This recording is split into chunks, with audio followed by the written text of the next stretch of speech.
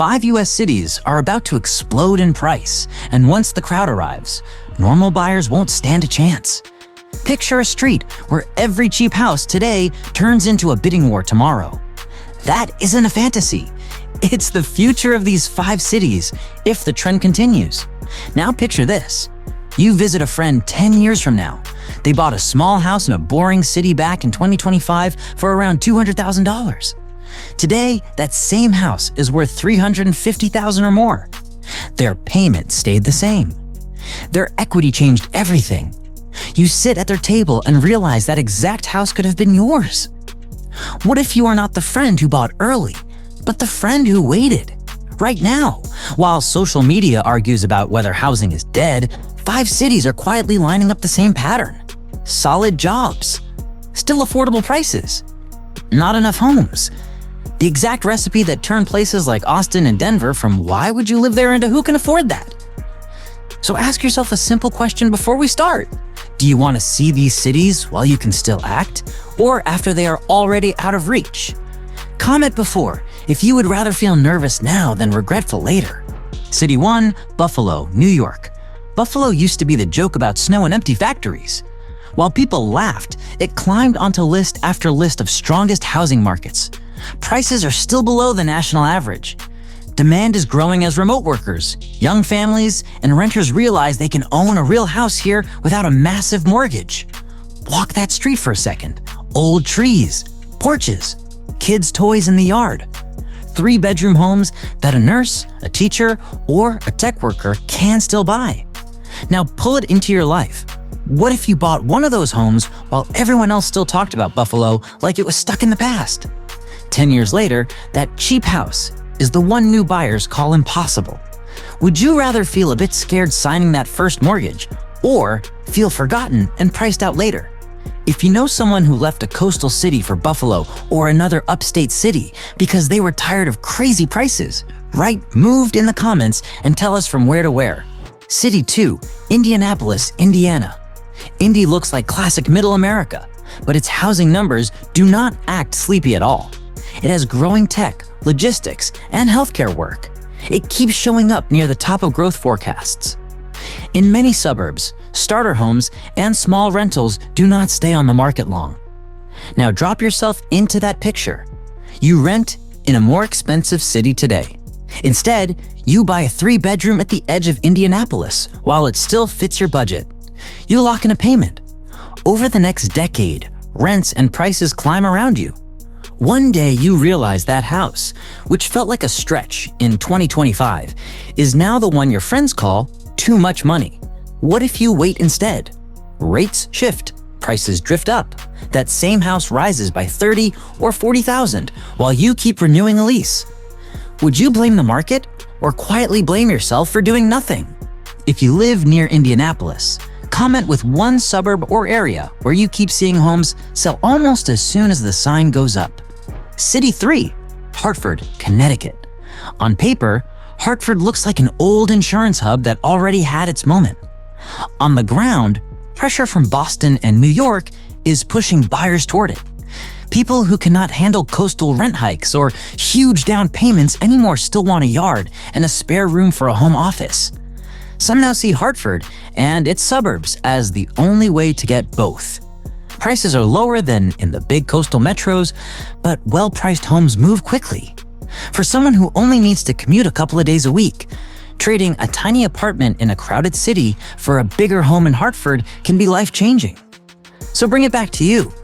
What if you stayed in your current job, but moved your life to a quiet Hartford street, same income, more space, a payment that does not crush you? 5 or 10 years from now, that boring house might be the one thing standing between your family and constant financial stress. If you live anywhere in New England, tell us which city or town you think people from Boston and New York will flood into next. Your guess might show up in a future video. City 4, Kansas City, Missouri. Kansas City has been building real momentum without the hype. It has a varied job base, a central location, and a cost of living that still feels fair compared to the coasts.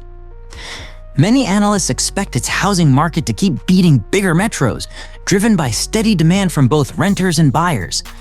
Imagine you buy a small duplex or 3-bedroom here. The payment feels tight at first. Then more people move in for work. Rents inch up. Builders wrestle with high costs, so new supply does not flood the market. Slowly, that one purchase turns from risky to easily the best financial decision I ever made. Now flip that image. You visit a friend in Kansas City 5 years from now. They did buy. You did not. You drive through their neighborhood and see new shops, busy parks, and prices you cannot touch. That mix of "I am happy for you" and "I missed it again" is exactly what many people feel today in cities that have already boomed. If you have watched a Kansas City area change fast in the last few years, put the neighborhood name in the comments. People will read it later and realize they are living through the shift in real time. City 5, Greenville, South Carolina.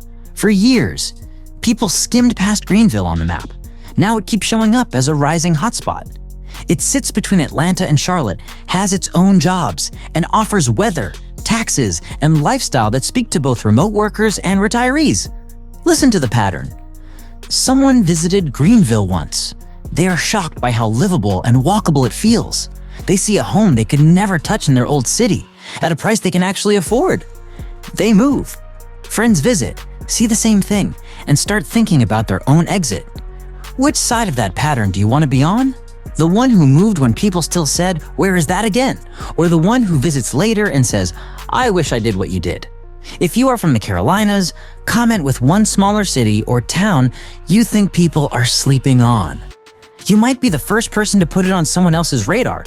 Now pull all 5 cities into your own life. On one path, you pick the right city before the crowd. You lock in a payment while rents and prices rise. Your equity becomes the safety net that helps you change jobs, send kids to school, or move again without starting from zero. You feel like you finally caught a break.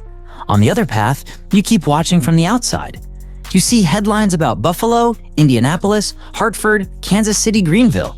You hear phrases like "tight inventory" and "out of reach."